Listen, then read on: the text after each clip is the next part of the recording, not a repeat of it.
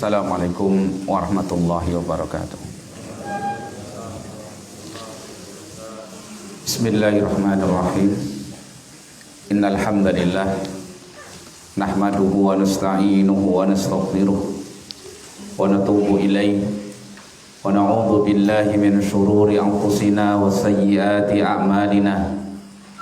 May yahdihillahu fala mudilla lahu wa may yudlil fala hadiya lahu. Asyhadu an la ilaha illallah wahdahu la syarika lah wa asyhadu anna Muhammadan abduhu wa rasuluh sallallahu alaihi wa ala alihi wa sallama tasliman katsira. Ya ayyuhalladzina amanu taqullaha haqqa tuqatih wa la tamutunna illa wa antum muslimun. Ya ayyuhan nasu taqu rabbakumul ladzi khalaqakum min nafsin wahidah wa khalaqa minha zawjaha wa batha minhuma rijalan katsiran wa nisaa'a wattaqullaha alladzi tasaaluna bihi wal arham innallaha kana 'alaikum raqiba. Ya ayyuhalladzina amanu taqullaha wa qulu qawlan sadida yuslih lakum a'malakum wa yaghfir lakum dhunubakum wa man yuti'illaha wa rasulahu faqad faza fawzan 'azima. Amma ba'du fa inna asdaqal hadithi kitabullah wa khairal hadi hadi Muhammadin sallallahu alaihi wa alihi wa sallam wa sharral umuri muhdatsatuha wa inna kulla muhdatsatin bid'ah wa kulla bid'atin dhalalah wa kulla dhalalatin finnar. Ma'asyiral muslimin wal muslimat, ikhwana fid din wa akhwati fillah rahimani wa rahimakumullah. Alhamdulillah, puji syukur marilah terus kita sampaikan kepada Allah Subhanahu wa taala yang senantiasa meliputi kita dengan nikmat-nikmatnya, mudah-mudahan juga dengan rahmatnya, sehingga alhamdulillah dengan itu kita bisa kembali bermajlis di malam hari ini di masjid yang mudah-mudahan dijaga dan diberkahi oleh Allah Subhanahu wa taala, Masjid Al-Imam Asy-Syafi'i di tempat ini. Kemudian kembali ke pembahasan kitab kita, kitab Ad-Da' wad-Dawa li Al-Imam Ibn Al-Qayyim rahimahullahu taala. Ya. Kita masih membahas, beliau bahas rinci di sini tentang antara doa dengan takdir. Masih di situ, ya. Pada pertemuan yang lalu sudah kita pelajari bahwasannya pemahaman yang benar, bahkan termasuk paling pentingnya pemahaman fikih dalam masalah ini adalah seorang yang bisa memahami bahwasannya Allah Subhanahu wa taala tidaklah mentakdirkan sesuatu kecuali dengan melalui sebab. Maka seorang yang benar pemahamannya, dia akan menghadapi suatu takdir dari Allah Subhanahu wa taala dengan mengambil takdir yang berikutnya. Ya, menghadapi satu takdir dengan takdir yang diberikan oleh Allah Subhanahu wa taala melalui sebab-sebab yang Allah Subhanahu wa taala kaitkan takdir tersebut dengannya. Ya. Jadi pemahamannya seperti itu. Dalam urusan dunia sudah beliau jelaskan, kita maklum. Orang yang Allah takdirkan dia lapar, maka dia akan berupaya menolak takdir lapar tadi dengan berupaya mengambil sebab, ya, dia makan, yang dengan itu dia mendapatkan takdir berikutnya, yaitu kenyang. Sebagaimana orang yang sakit itu takdir, maka dia berupaya untuk mengambil sebab dengan berobat, memilih obat yang tepat, ya, datang kepada dokter yang ahli, kemudian dengan sebab itu Allah berikan kepadanya kesehatan. Berarti dia tolak takdir sakit dengan mendapatkan takdir sehat melalui dia mengambil apa? Sebab-sebabnya. Demikian juga tentunya ketika di akhirat ada takdir-takdir yang buruk yang dikhabarkan oleh Allah dan Rasulnya akan menimpa seorang hamba akibat dosa-dosa yang dia lakukan. Tentu seorang yang beriman kepada Allah meyakini akan hal itu, dia akan menolak takdir yang buruk tadi dengan berupaya untuk mendapatkan sebab-sebab datangnya takdir yang baik, yaitu rahmat dan surganya Allah Subhanahu wa taala. Tentu dia akan bertaubat, dia akan beristighfar, dia akan datang kepada Allah lalu mengganti amal-amal buruknya dengan amal-amal kebaikan, sehingga dengan itu dia mendapatkan takdir yang baik berupa nikmat dan rahmat Allah Subhanahu wa taala. Itulah orang yang berbahagia. Orang yang bisa mendudukkan takdir Allah sebagaimana yang Allah inginkan, bukan orang yang pasrah, hanya bersandar kepada satu ketentuan kemudian tidak mau mengambil sebab lalu beralasan dengan apa? Sudah takdir. Ini orang yang salah, ya. Tapi Allah merintahkan, Rasulnya perintahkan kita supaya mengambil sebab-sebab yang ada. Nah, untuk sempurnanya kebahagiaan tersebut, kemarin dijelaskan oleh Imam Ibnul Qayyim, ada dua perkara yang harus difahami. Yang pertama yang sudah kita pelajari, hendaklah seorang itu mengenali rincian-rincian sebab. Jadi dia kenali betul sebab-sebab itu secara terperinci, mana yang mengantarkan kepada keburukan dan mana yang mengantarkan kepada kebaikan. Sebagaimana manusia berupaya mencari dan mengenali sebab-sebab untuk perkara dunianya, ya.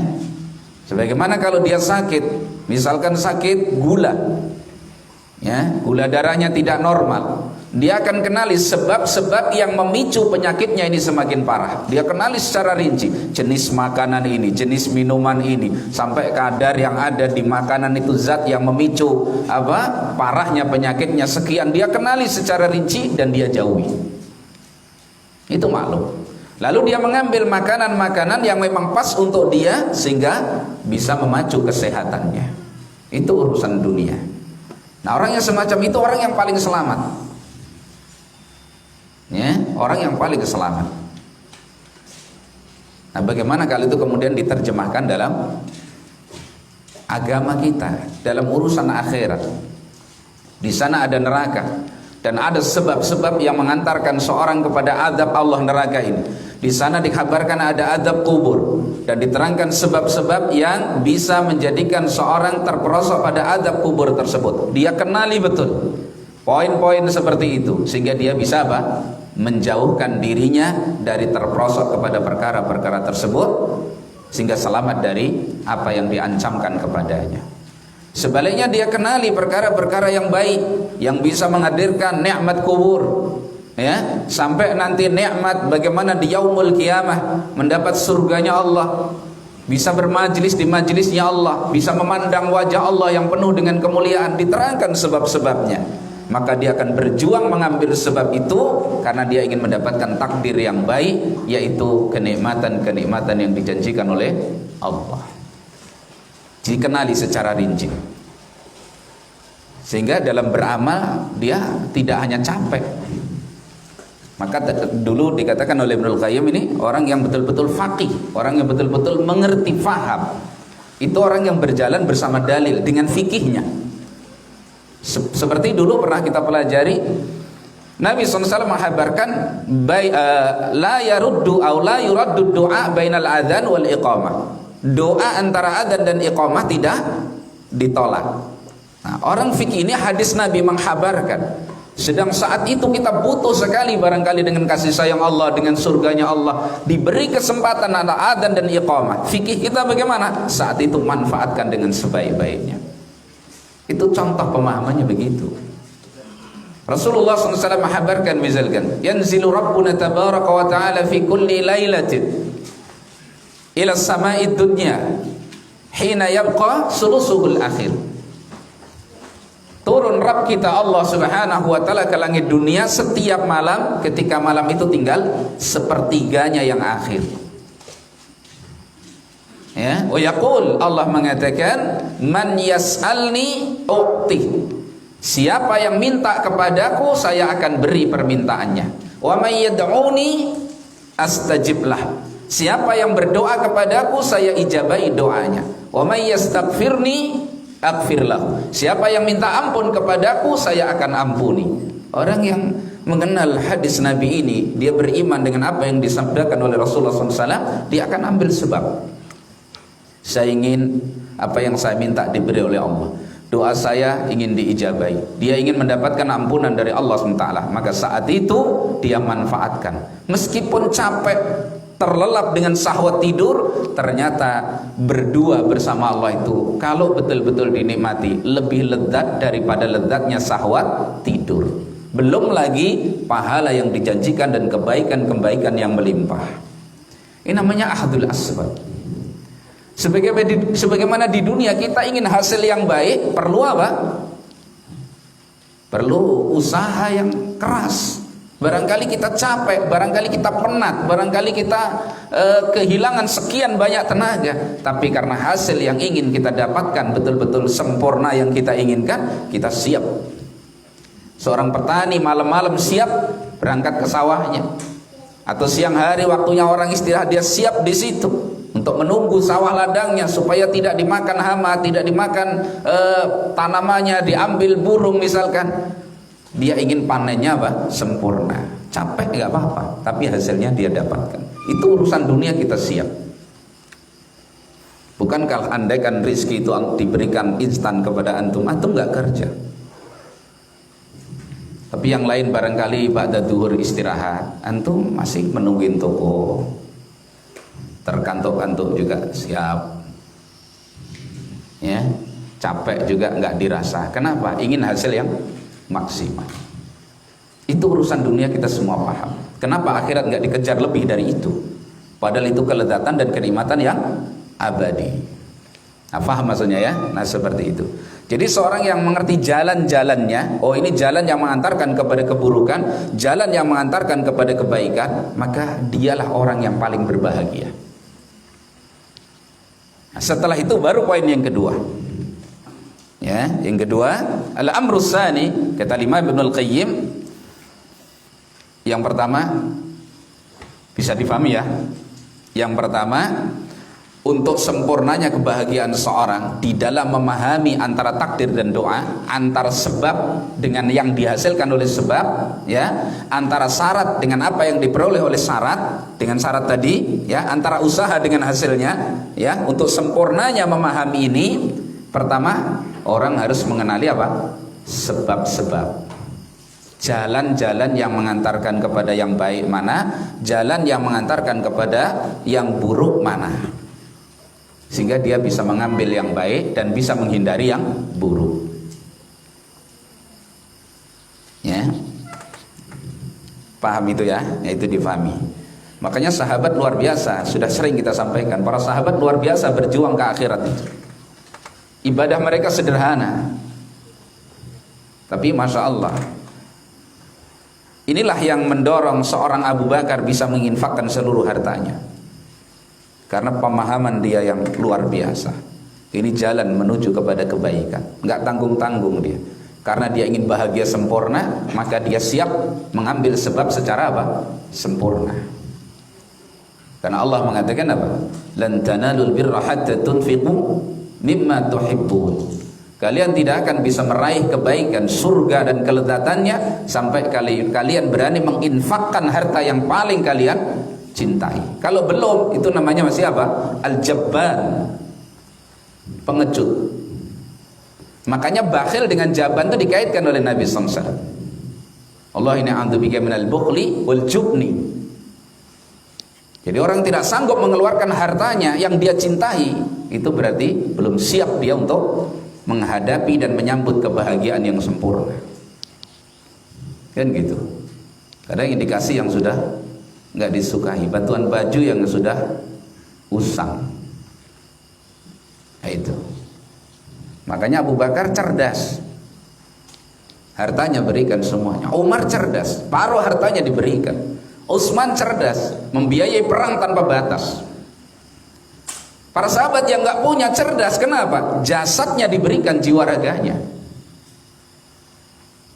Sampai ada yang perang Uhud itu 2 pemuda. Di perang Uhud itu nggak ada yang nggak terluka, semuanya terluka. Sampai Rasulullah SAW. Ada 2 pemuda yang terluka, luka paling parah di kakinya, Sampai pulang perang, selesai perang, kalah toh kita perang Uhud. Pulang itu nggak bisa, dinaikkan ke kuda karena udah nggak bisa jalan. Sampai di rumah kakak beradik ini masih bersihin lukanya. Pagi sudah datang utusan Rasulullah SAW mengomando mereka untuk siap berangkat perang. Besok pagi ba'da subuh kumpul di masjid. Yang kemarin ikut perang, yang tidak ikut perang nggak boleh hadir. Hanya yang ikut perang Uhud. Coba dua sahabat pemuda, masih pemuda, nggak bisa jalan, kakinya luka parah. Dia ngobrol sama kakak beradik, ini gimana nih kak, ada panggilan perang sedang kita seperti ini, kita nggak boleh luput dari panggilan Rasulullah SAW. Udah gini aja, kita estafet, tarik menarik, nggak bisa jalan. Jadi merangkak dulu ke sini, tarik adiknya ke sana, tarik lagi terus sampai ke masjid Rasulullah Sallallahu Alaihi Wasallam. Hari ini ada yang seperti itu? Gak ada. Karena mereka cerdas memahami dunia ini hanya persinggahan sementara. Dengan seperti itulah dia akan meraih kebahagiaan yang sempurna. Bagaimana orang tua yang pincang, yang sudah diberi udzur oleh Nabi tidak berjihad, maka dia tidak sabar. Ya Rasulullah, saya ikut, jangan larang saya Rasulullah, saya ingin menginjakkan kaki saya yang pincang ini di surga. Hadir perang dengan kemampuan yang Allah berikan kepadanya, dia menemui syahid di medan perang Uhud. Luar biasa. Sementara orang-orang hari ini begitu gamang dengan kehidupan dunia ini, ya, takut dengan kematian yang luar biasa. Nah inilah fikih. Maka dikatakan seorang yang betul-betul faham itu seperti itu. Dia ngerti jalan-jalan, dia tidak akan malas dalam beribadah kepada Allah, nggak akan malas. Kenapa? Itulah jalan yang akan mengantarkan dia kepada apa? Kebahagiaan. Makanya poin yang kedua ini yang perlu diwaspadai untuk sempurnanya kebahagiaan tadi. Apa kata Imam Ibnul Qayyim? Al-amru tsani ayyahdara mughalatata nafsihi ala hadhil asbab. Hendaklah orang tersebut waspada dari ketertipuan dirinya terhadap sebab-sebab tersebut. Akhirnya munculnya apa? Salah faham dalam sebab. Ada sebabnya tapi salah faham. Akhirnya bergantung kepada sebab tapi tidak sebagaimana yang semestinya. Nah, ini yang seringnya seperti itu. Sudah ngerti ini jalan kebaikan, sudah ngerti ini jalan keburukan, sudah ngerti ini membawa kepada kemaslahatan, ini membawa kepada kemadharatan, tapi tertipu dirinya dengan sebab-sebab tersebut. Nah, makanya untuk sempurnanya jangan tertipu. Kita nggak boleh lugu bagus, tapi yang berilmu. Jangan lugu titik udah. Ini mudah ditipu orang. Ya, jangan tertipu. Jangan sampai diri kita ini tertipu.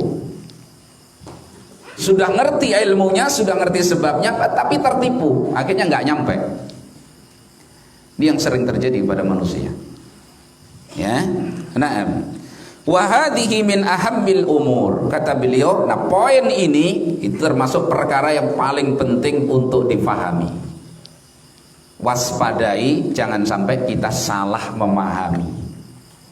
Dalam beragama bermanhaj juga begitu. Orang sudah semangat manhajus salaf, tapi karena nggak ngerti salah faham. Manhaj salaf itu apa? Nah, akhirnya dia berjalan, dikira itu adalah kebenaran, ternyata sudah terperosok pada jurang yang menjauhkan dia dari kebenaran tersebut. Maka ilmu nggak cukup tanpa fikih. Kalau ilmu itu hanya berupa uraian masalah tanpa pemahaman yang lurus, semua orang banyak yang berilmu. Nah, inilah perlunya kita ini guru yang membimbing kita kepada fikih yang benar. Sekarang semua orang teriak kebenaran.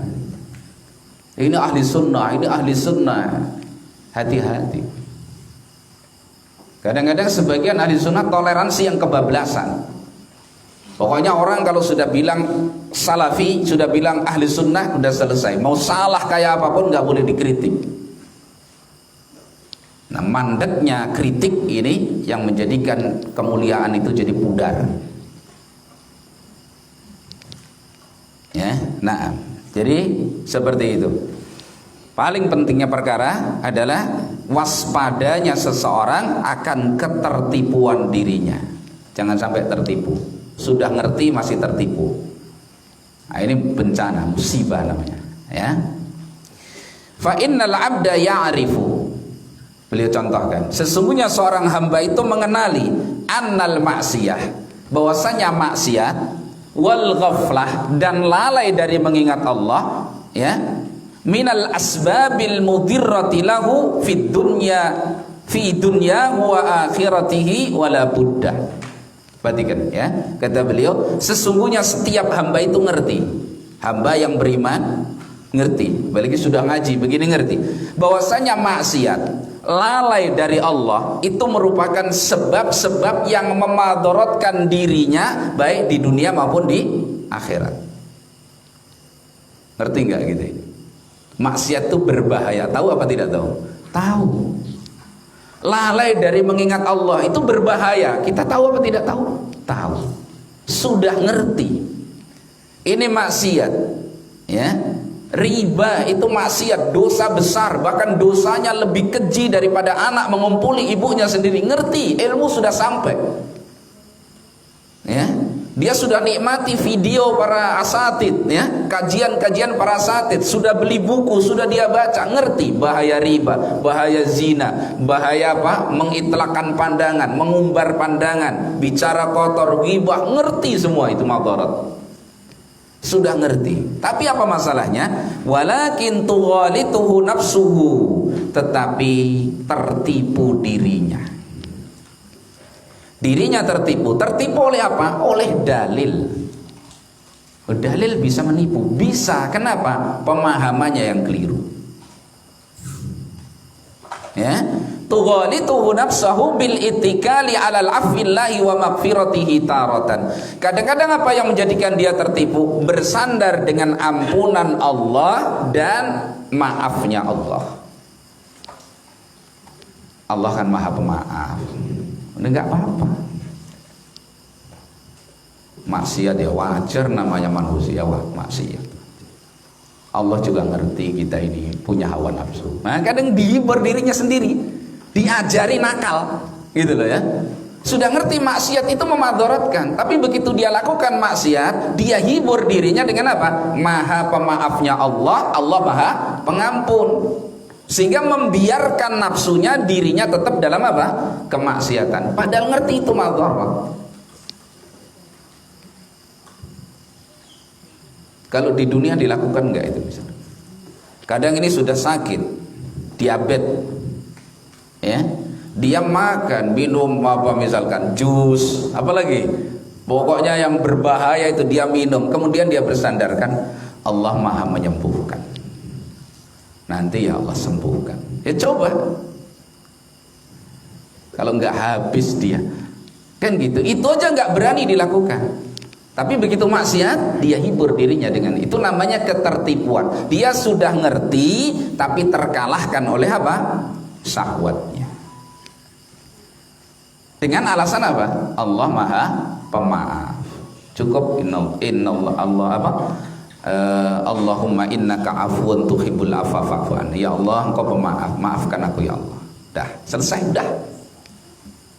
Makanya Abdullah bin Mas'ud mengatakan, kami para sahabat itu kalau berbuat dosa atau melihat dosa itu seperti berada di bawah gunung yang akan runtuh menimpa dirinya, takut. Adapun orang-orang setelah itu, mereka memandang dosa itu hanya ibarat lalat yang hinggap di hidungnya. Begitu dia tebas, fatara, terbanglah lalat itu, selesai. Itu. Jadi begitu maksiat, astagfirullah, udah seakan-akan sudah selesai urusannya sama Allah. Ya, kadang melihat yang haram masih astagfirullah, astagfirullah, astagfirullah, masih begitu. Lisannya bersandar dengan ampunan Allah, minta ampun sama Allah, tapi maksiatnya dijalani terus. Ini loh namanya apa? Ketertipuan diri kita. Sedang sahabat salaf kita saja berjuang untuk mempertahankan utuhnya ketaatan yang dilakukan supaya nggak maksiat begitu berat. Ya, ini kata Imam Ghazali. Perlu kita pahami itu ya. Mungkin terjadi pada kita, ya kita hindarkan diri kita dari pemahaman seperti itu. Berarti kita tertipu. Sehingga sulitnya orang keluar dari jalan-jalan yang buruk yang memadaratkan, yaitu maksiat, itu karena seperti ini. Bersandar dengan apa? Maafnya Allah dan ampunan Allah Subhanahu wa taala. Kadang-kadang seperti itu, ya. Naam, wa bitaswifi bitaubati taratan. Kadang-kadang apa? Bersandar dengan apa? Menunda-nunda taubat. Nantilah. Nantilah. Taubatnya nanti. Ditunda-tunda. Kadang-kadang ada, ingat loh ya, ada maksiat yang betul-betul disenangi oleh syahwat kita sampai mengalahkan akal sehat kita, sehingga istighfar dan taubat kita kepada Allah itu nggak kena, nggak menyentuh hati, jadi nggak menyesal betul gitu loh. Nah, sehingga ditunda-tunda taubatnya itu. Nah, dan ini bahaya besar, menunda-nunda taubat. Nantilah gitu. Seperti misalkan wanita, dia nggak tahu alasan apa, kadang-kadang belum siap pakai hijab. Nantilah kalau yang masih gadis, kalau udah punya suami. Begitu punya suami, nantilah kalau sudah punya anak 4. Kan itu ya. Nah, begitu punya 4, nantilah kalau sudah bercucu. Nantilah kalau sudah, akhirnya apa? Kematian datang, taubat belum pernah sempat dia kerjakan. Ini tertipu, menunda-nunda taubat kepada Allah. Ini yang menjadikan nafsu kita tertipu, diri kita tertipu. Wabil istighfari bil lisani taratan. Kadang-kadang tertipu dengan apa? Istighfar lisan. Seakan-akan istighfar itu cukup dengan lisan. Seperti tadi, astagfirullah. Udah selesai. Kan gitu ya, orang kalau keliru itu astagfirullah. Kadang-kadang nggak sampai pegang dada, astagfirullah. Udah. Habis itu kok bisa tertawa renyah, padahal berbuat dosa. Nah, ini tertipu namanya. Dia sudah ngerti dosa itu membawa apa? Kemadharatan, merusak dirinya, nanti akan beresiko berat di hadapan Allah. Rabbnya ngerti, tapi dia tetap melakukan maksiat tadi. Tertipu dengan apa? Istighfar lisan. Seakan-akan kalau lisannya sudah mengucapkan astagfirullah, selesai. Bid'ah yang dilakukan oleh sebagian kaum muslimin begitu. Kalau ada saudaranya yang meninggal, entah bentuknya kayak apa dan seterusnya, undang orang untuk istighfar. Kadang sama-sama nggak paham, yang diundang apa bacanya? Astagfirullahaladzim, astagfirullahaladzim. Lah dia minta ampun sendiri, mayatnya tetap kelenger. Suruh mintakan ampun malah astagfirullahaladzim. Nggak ngerti, tuan rumahnya juga nggak ngerti. Sudah kasih makan, bayar duit, nggak dimintakan ampun. Kan gitu bacanya. Mesti kan Allahumma gfir lahu, Allahumma gfir lahu, tapi kayaknya nggak pernah terdengar bacaan kayak gitu. Pasti astagfirullah. Nah, dia minta ampun sendiri, egois dia. Kok kita bayar, ngapain? Suruh pulang aja. Inilah ya, masya Allah. Dan itu kadang-kadang nggak di hati, hanya di lisan. Wah, ahlul bidah mintakan ampun loh. Gimana kita bisa mendapat manfaat? Dia sendiri sangat buta ampunan Allah. Nah, jadi jangan tertipu dengan istighfar lisan. Bahkan ketika kita astagfirullah, itu direnungi. Kan itu zikir, doa, harus sampai ke hati. Itu yang membuat kadang-kadang kita tertipu. Sehingga kenapa kita sulit keluar dari dosa yang kita ngerti itu jalan kemadharatan. Kenapa? Karena istighfar kita hanya sebatas lisan, dan itu kita anggap sudah cukup untuk turunnya ampunan Allah. Saya kalau habis salat astagfirullah, astagfirullah, astagfirullah. Udah cukup, sehari itu dosa yang saya kerjakan selesai, Allah ampuni. Kenapa? Saya sudah astagfirullah, dan Allah Maha Pengampun kok. Allah mendengar ketika saya bilang astagfirullah itu dengar. Seakan-akan syariat itu hanya kulit seperti itu. Sementara Rasulullah SAW dalam memperjuangkan untuk mendapatkan ampunan Allah, kira-kira dosa beliau apa? Nggak kurang dari 100 kali istighfar. Bagaimana beliau ketika sujud di malam hari terdengar oleh istrinya gemuruh seperti air mendidih di dada beliau karena menahan isak tangis beliau. Itu Rasulullah berjuangnya untuk mendapatkan kemuliaan di sisi Allah itu seperti itu. Makanya orang istighfar itu terbagi dua. Istighfarnya orang-orang yang hebat itu justru setelah berbuat kebaikan, setelah beribadah, sholat dia khusyuk, salam apa? Astagfirullah, astagfirullah, astagfirullah. Itulah orang-orang yang kelas tinggi, papan atas. Dia banyak beristighfar dengan khusyuk, hatinya dihadirkan kapan? Justru setelah Allah berikan kemampuan berprestasi dalam apa? Amal ketaatan. Adapun istighfar yang umum di kalangan manusia, ya kalau dia berbuat dosa. Kalau nggak dosa ya nggak istighfar. Nah mestinya kita naiklah ke papan atas ini. Semua para nabi itu kalau habis mentaati Allah istighfar. Cobalah Ibrahim diperintah bangun Ka'bah, sudah dibangun, sudah diikhlaskan dan seterusnya, dia masih khawatir itu nggak diterima oleh Allah, doa agar Allah mau mengabulkan. Ya, nah ini jangan tertipu, kita berjuang. Ya, orang yang akan meraih fajar dia harus bangun di malam hari. Itulah orang yang berhak meraih fajar. Orang-orang yang berjalan di malam hari kemana? Menuju Allah Subhanahu wa ta'ala. Adalah bagian itu. Setengah jam, 1 jam untuk Allah Subhanahu wa ta'ala. Ya. Taib, itu yang kadang-kadang membuat kita tertipu, yaitu dengan istighfar lisan. Makanya dilatih segala sesuatu harus sampai ke hati, ya. Au wa bi fi'lil mandubati taratan. Kadang-kadang dengan melakukan amalan-amalan yang sunnah. Nah, seorang sudah mengerjakan amalan yang sunnah itu bukan menjadi manfaat tapi justru menipu dirinya, seakan-akan sudah cukup dia untuk mengimbangi dosa-dosa yang dia kerjakan. Nah, orang-orang ini adalah orang-orang yang tertipu, yaitu apa? Kadang-kadang amalan yang sunnah itu, perhatikan, dalil-dalil tentang amalan yang sunnah itu anjuran kita untuk taat kepada Allah. Tapi kalau orang yang tertipu dirinya, adanya amalan-amalan yang sunnah yang dijanjikan pahala yang besar dan menghapuskan dosa, mereka jadikan alat untuk bermudah-mudah dalam bermaksiat. Nah, beda, dua pemahaman ini berbeda.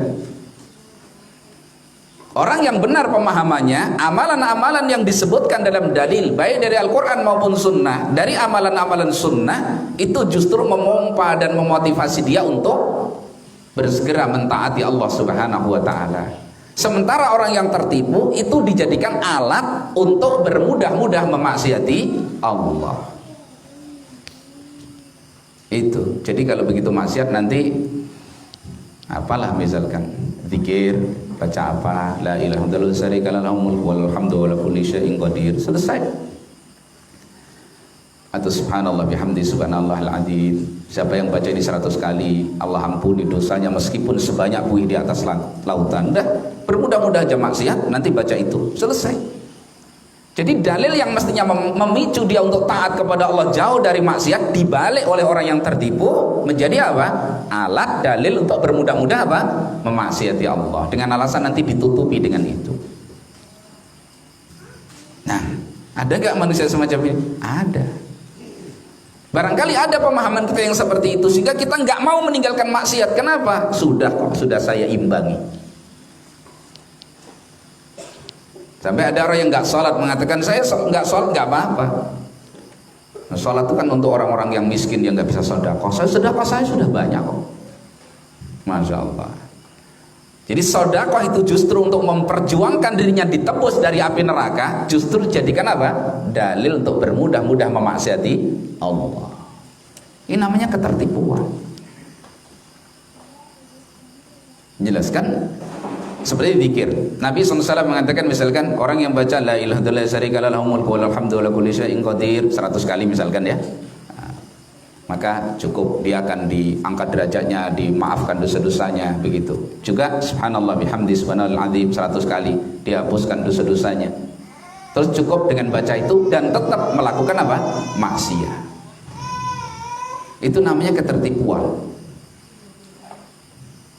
Karena kita harus pahami dalil-dalil yang datang itu untuk memotivasi ibadah ketaatan kepada Allah, bukan sebagai tameng untuk bertahan dalam apa? Maksiat. Jadi kalau ada di jiwa kita ini merasa tenang bermaksiat kepada Allah dengan alasan amalan-amalan tersebut, berarti kita golongan orang-orang yang maghrurun, tertipu. Jelas? Sudah ngerti itu jalan kejelekan, tapi kita tertipu dengan tadi amalan-amalan yang sunnah. Antum puasa apa misalkan puasa Arafah ya, menghapuskan dosa 1 tahun misalkan, udah jadi setahun ini kita udah pokoknya banyak-banyak berbuat dosa, nanti Arafah puasa selesai. Kemarin puasa nggak Arafah, puasa berarti tahun ke depan bebas melakukan maksiat. Ini tertipu atau fikih yang benar? Tertipu dia. Jelas ya? Karena orang yang mendapatkan ampunan Allah Subhanahu wa taala itu salah satu bentuk perjuangannya adalah puasa Arafah. Jadi tidak ada satupun dalil yang mendorong orang untuk bebas bermaksiat, enggak ada. Ya, enggak ada satupun dalil yang menjadikan orang bebas untuk bermaksiat kepada Allah, enggak ada. Kok ada pemahaman kita seperti itu, merasa nyaman melakukan maksiat dengan alasan dalil-dalil yang merupakan yang menunjukkan amalan-amalan tertentu, berarti kita sedang tertipu, diri kita sedang tertipu.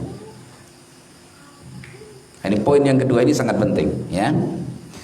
Wabil ilmi taratan, kadang-kadang dengan ilmu, karena dia memiliki ilmu, punya kedudukan ilmu, nah ini jadikan tameng untuk ada semacam perlakuan khusus dari Allah di dalam bermaksiat. Nah, ini Masya Allah, ini ketertipuan yang sangat. Justru orang itu semakin mengetahui, semakin besar apa? Resikonya. Jangan malah jadikan ketertipuan ya.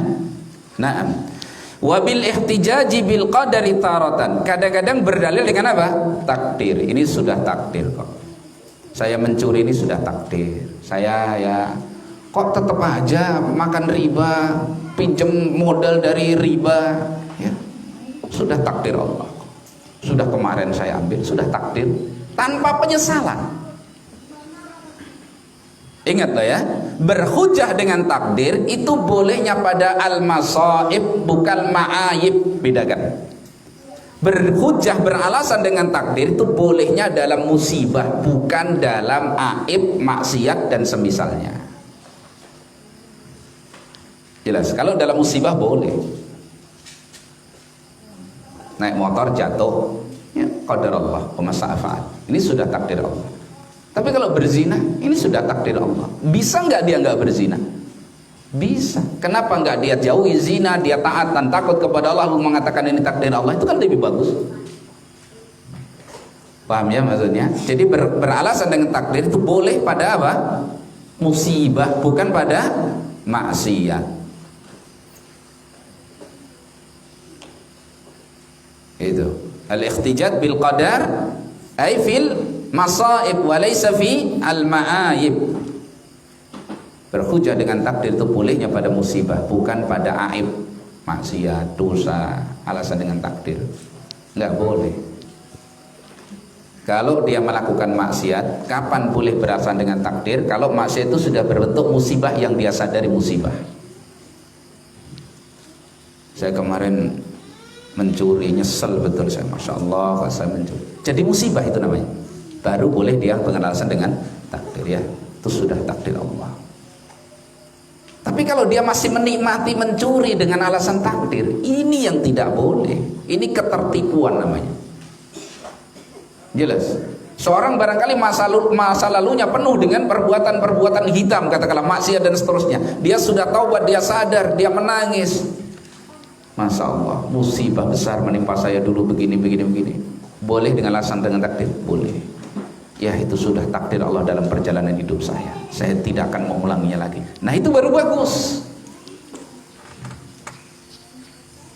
Jelas ya? Seperti Adam alaihissalam ketika dihujah oleh Musa. Wahai Adam, kenapa engkau melanggar, memaksiati Allah? Kamu makan buah yang dilarang oleh Allah, sehingga engkau jadikan anak keturunanmu susah di dunia ini. Adam dalam keadaan dia sadar itu kesalahan, sudah bertaubat. Fatalaqa Adamu min Rabbih kalimatin fataba alaihi. Sudah bertaubat Adam. Maka dia jawab kepada Musa, wahai Musa, berapa lama Taurat itu ditulis oleh Allah sebelum aku diciptakan? Musa menjawab 40 tahun. Taurat ditulis oleh Allah 40 tahun sebelum Adam diciptakan. Adakah di dalam Taurat itu kalimat fa'asa Adamu rabbahu? Adam memaksiati Rabbnya? Ada. Kenapa kamu celah aku dengan sesuatu yang sudah Allah takdirkan? Tapi kondisinya sudah menyadari itu sebuah musibah. Paham ya? Nah, jangan salah memahami loh ya. Nanti kata Ustadz kalau maksiat boleh beralasan dengan takdir, ini salah paham. Ya, nah, taib. Wabil ihtijaji bil asbahi wan nadhairi taratan. Kadang-kadang orang tertipu dengan apa? Beralasan dengan orang-orang yang semisal atau kejadian yang semisal. Kadang orang menjauhi, misalkan apa? Saya sering dengar misalkan orang rokok dijauhi, haram. Kadang alasannya itu merokok sepanjang hidup sehat-sehat saja. Nah, jadi kejadian yang Allah jadikan sebagai ujian itu dijadikan apa? Hujjah. Itu orang makan riba sampai malah kaya, gedungnya bertingkat, rumahnya mewah. Nah, beralasan dengan orang-orang yang seperti itu tidak boleh. Ya, tenang. Kemudian wal iqtida'i bil akabir taratan ukhra. Kadang-kadang mencontoh para tokoh. Alasannya mencontoh tokoh-tokoh yang keliru. Nah itu, kenapa begini lah, itu ustadz aja begini. Makanya juga satu sisi hati-hati. Kalau orang itu ucapannya, perbuatannya sudah dijadikan ukuran bagi orang lain, hati-hati. Banyak orang itu beralasan dalam tetap melakukan maksiat karena apa? Tokoh. Alasannya tokoh. Ya. Itu Ustadz fulan atau kiai fulan atau buya fulan atau ajengan fulan atau tokoh ini saja begitu melakukan. Kok kamu menyelisihi orang-orang besar, misalkan begitu. Itu dijadikan alasan untuk bertahan dalam apa? Kemaksiatan. Ini ketertipuan namanya. Makanya kebenaran itu tidak diukur dengan orang per orang, tapi orang itu diukur dengan kebenaran. Dulu sudah kita sampaikan itu, ya. Makanya ketika Ali bin Abi Thalib dihujjah, ditanya ketika perang Jamal, ya, di sana ada ibunda Aisyah, di sana ada Talha, di sana ada Zubair. Ini orang-orang hebat dari kalangan ashabi Rasulullah SAW. Terpaksa Ali bin Abi Thalib harus berperang dengan mereka.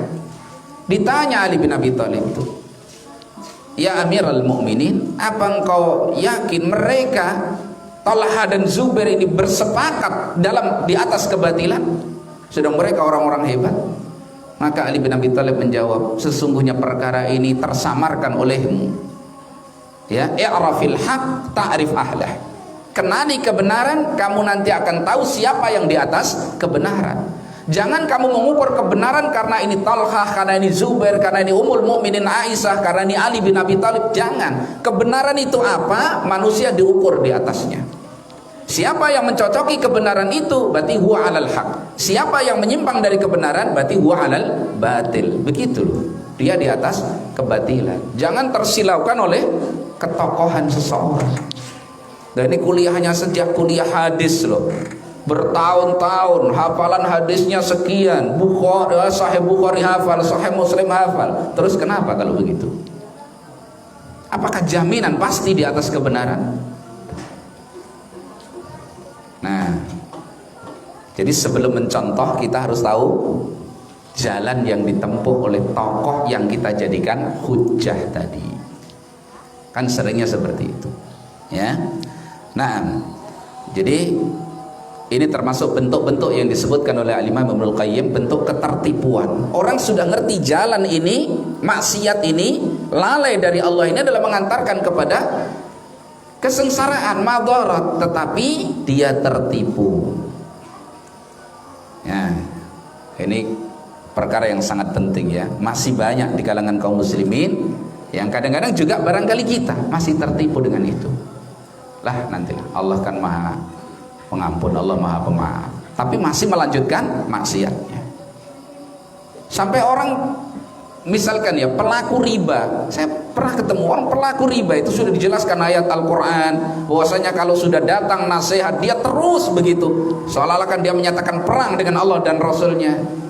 Dia belum sanggup, seakan-akan sanggup untuk perang dengan Allah dan Rasulnya. Alasannya, ya Allah kan tahu kondisi saya masih butuh makan.